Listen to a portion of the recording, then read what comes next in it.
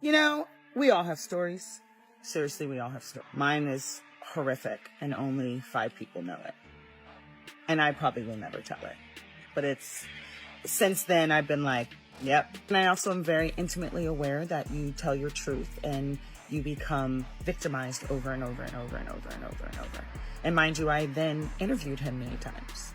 I have a lot of stories, y'all. I've been in Hollywood for 25 years, maybe longer, 30. I got a lot of stories. Unfortunately, maybe I'll write a book one day, but it just is so traumatizing that women just want to live every day and feel safe. And when we revisit, we live in a state of victimhood and nobody wants to live there. So for those who are like, why didn't you say something then? Because we just want to live and want to be happy. And we really want to forget the trauma. You won't believe what I just found out. New receipts from Diddy's ex-employees that'll make your skin crawl. These people are finally breaking their silence, revealing what it was really like working for him, and what they describe sounds like a total nightmare. They're exposing the dark side of the parties, the chaos behind the scenes, and the secrets they were forced to hide for years. And trust me, the details are way worse than anyone expected. We're talking about people who worked directly under Diddy himself, those who saw everything up close, the long hours, the exhaustion, the crazy demands. It's all coming out now. And once you hear it, you'll understand why these former staff members are finally speaking up despite those tight NDAs that kept them quiet for so long. And he said that he went through what his day was like. He was like, the first part of his day was he has to wake up before Diddy, and he would have to like set the mood that Diddy wakes up to. So like what the food is going to be like, what music or what TV he's watching. And I'm like, dang, to have somebody at your beck and call like that all day long, from before you wake up to 5 o'clock in the morning.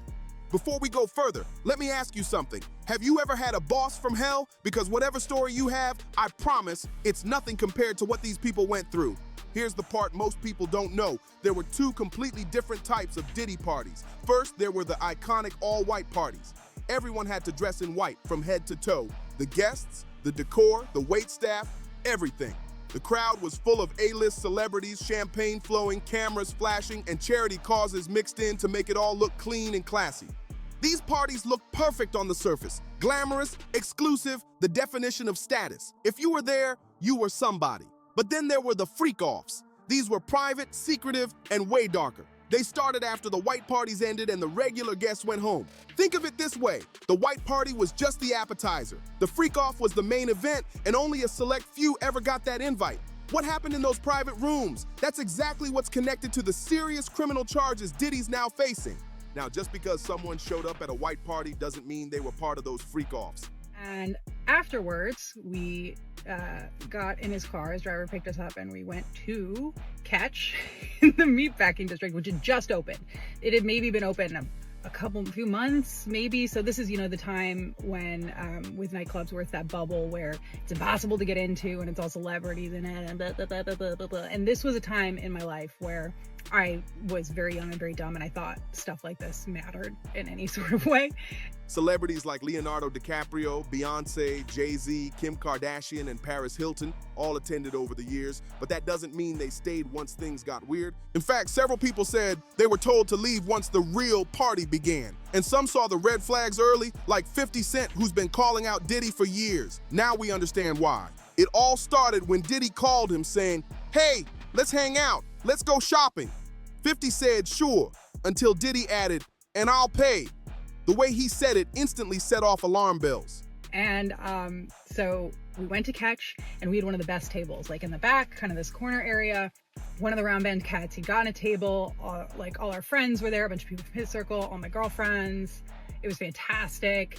It was the sort of thing like on the right was a Saudi prince in his entourage. I mean, he was in his Western clothes, incognito, but we all know who he was. And then on the other side was a banquet that was... 50 said the vibe was off.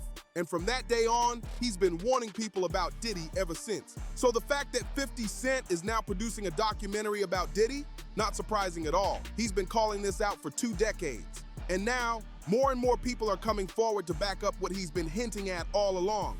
P. Diddy, Cameron Diaz, does anyone remember? They were like hooking up back in like summer, fall 2011. And I feel like everyone's kind of forgotten about that, but whatever. Allegedly. I just know what I saw. And then Cuba Gooding Jr., which I'm pretty sure he is also a convicted rapist now. So in hindsight, this is kind of terrifying to think about. And then like Diddy's whole entourage. So it was like the banquet of their table was filled with like his guys, and they had all their bottles, and then a lot of security, and way more security than the Saudi, which is funny to think about, maybe. But let's shift gears for a second. What was it really like working for Diddy day to day? Former employees describe it as a 24-hour job with no end. One assistant said the sun never set in Diddy's world, and not in a good way. Employees weren't treated like staff. They were extensions of his will. Sleep was seen as weakness. If you ever looked tired, you were called lazy or not committed enough. And so we were ordering bottles, Saudi's ordering bottles, Diddy and co are ordering bottles. It's a great time. Everybody's, getting loose, partying. Cameron Diaz, sweetest person ever, absolutely drop dead gorgeous. What she was doing with Diddy, no idea. Cuba Gooding Jr., I didn't interact with him at all. He seemed sketchy and standoffish. Imagine it's 4 a.m., you've been working all day, and your phone rings. It's Diddy. He wants a specific brand of bottled water that isn't even sold in your state.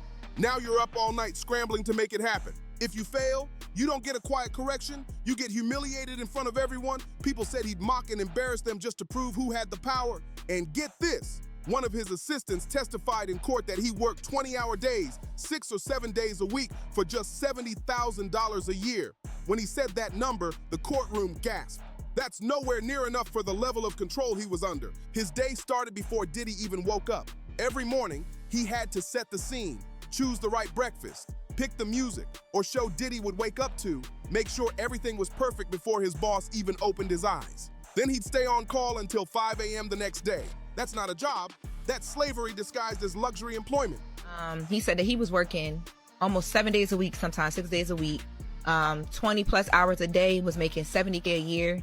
And Damn. Yeah, and he said everybody in the courtroom said that too when they asked him how much he was making. And why didn't they quit? Because of the NDAs. Diddy was infamous for his non-disclosure agreements. Employees had to sign them before their first day. These documents basically said you can never talk about anything you see, hear, or experience here, ever. If you broke the NDA, your career was over. You'd be blackballed, labeled a snitch, or untrustworthy, and no one in the industry would touch you again. So people stayed quiet. They were trapped. Either stay and suffer or leave and lose everything.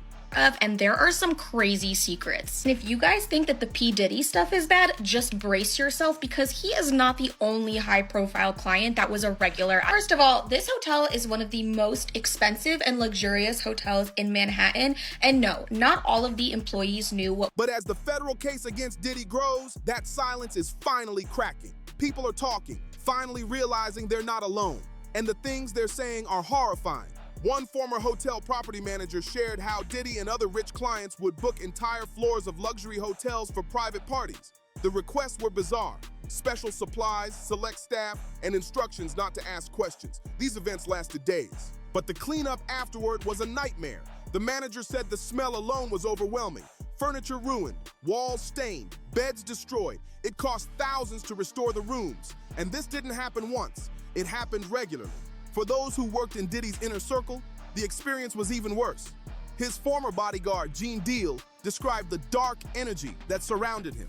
Employees had to prove they could keep secrets, real, life-destroying secrets. The staff didn't just watch what went down at those private events, they helped make it happen. They couldn't refuse, they couldn't show disgust, they just had to go along with whatever was asked. It created what many called a cult-like environment. Once you were in, you were all the way in. Leaving wasn't just quitting, it was betrayal. And those who tried to leave said the guilt and fear followed them for years. Going on, it was a select group of employees that had to sign an NDA. Clients would book not just an entire room or suite, but an entire floor. They were asking for lotions, they were asking for toys, they were asking for certain types of service people, all different kinds. And P. Diddy was not the only person requesting entire floors of this hotel to be booked out for these parties. My ex told me that a lot of these people he did not recognize because they were just like businessmen who like to keep a low profile, but once in a while he would recognize a celebrity or a celebrity couple. And these parties would go. Even after escaping, the mental scars remained. Many said they suffered panic attacks, depression, PTSD-like symptoms, and even physical illnesses caused by stress. One said her hair fell out from anxiety. The money never made it worth it. Most of it went to therapy and medication just to recover. Now let's get into one of the wildest first-hand stories. A woman celebrating her 23rd birthday in New York shared her experience. She and her friends ended up at the Club Catch, sitting near Diddy, Cameron Diaz, and Cuba Gooding Jr. Everything seemed fun. Music, champagne, celebrities everywhere. Until one of Diddy's guys invited her to his table. She went, thinking it was exciting. But once she sat down, they started insisting she drink with them. She already had a drink, but they kept pushing. When she said no, they grabbed her hand saying, "Nah, you need a new one. What flavor do you want?" They kept talking about an after party she had to come to. At the time, it sounded fun, but now, knowing what happened at those after parties, she said she gets chills thinking about it. Then out of nowhere, her drunk friend slapped Diddy on the backside as a joke. Security immediately grabbed her and threw her out of the club. That chaos gave the woman an excuse to leave, and she believes that moment saved her life. Another woman, a former dancer who's been in Hollywood for decades, said she's kept a horrific story about Diddy's secret for years. Only 5 people in her life know it. She refuses to tell it publicly because, in her words, every time you retell it, you relive it. She said women who try to speak out get victimized over and over. They don't want to keep living in that pain. They just want to move on and feel safe. But healing is hard when your trauma is tied to one of the most powerful men in the industry. Then there's Nikki Heaton's story, and it's terrifying. She was just 19 when she attended a party where Diddy personally handed her a drink. Kanye West handed one to her friend Lauren. Right away, Nikki thought it was weird. Why were they personally giving them drinks? She doesn't like alcohol, so she pretended to sip. But she noticed something off. Diddy kept watching her. Kanye kept watching Lauren. They were exchanging glances like they were waiting for something. Then Lauren started acting strange, louder, dizzy, flushed. That's when Nikki realized the drinks were likely spiked. She reached for her phone, but Kanye grabbed it and said, "You don't need to text anyone, we're just having fun." He placed it on a speaker out of reach. She said that's when she knew something was very wrong. She never drank the drink, and that decision may have saved her. Now here's where things connect to Diddy's criminal case, the story of Capricorn Clark. She was Diddy's former assistant, and her name is directly linked to his RICO charges, including kidnapping. Court documents allege that Diddy and an associate forced Capricorn into a car to help break into Kid Cudi's home. During his testimony, Kid Cudi confirmed that Capricorn told him exactly what happened. The break-in happened just one day before Cassie Ventura emailed her mom, copying Capricorn, saying Diddy had threatened her and planned to leak private tapes. She also said he'd have someone hurt her and Cudi, but not by his own hands. Reports claim Diddy later assaulted Capricorn because he thought she knew about Cassie and Cudi's relationship. Suge Knight even claimed Diddy beat up a female assistant over it and paid her off to stay quiet.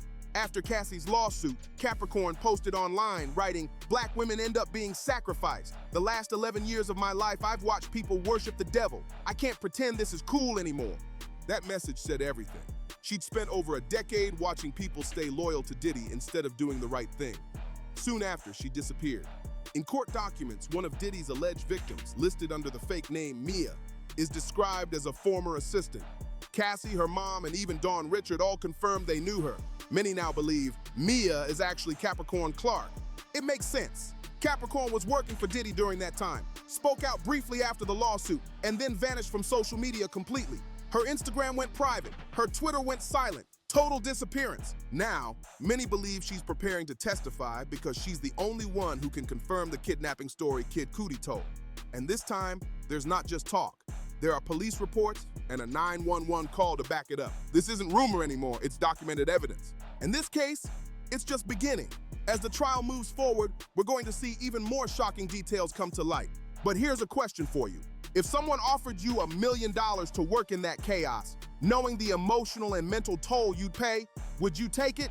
Let that question sink in, and if you made it this far, make sure to like, share, and subscribe so you don't miss what's coming next. Thanks for watching, and stay alert out there.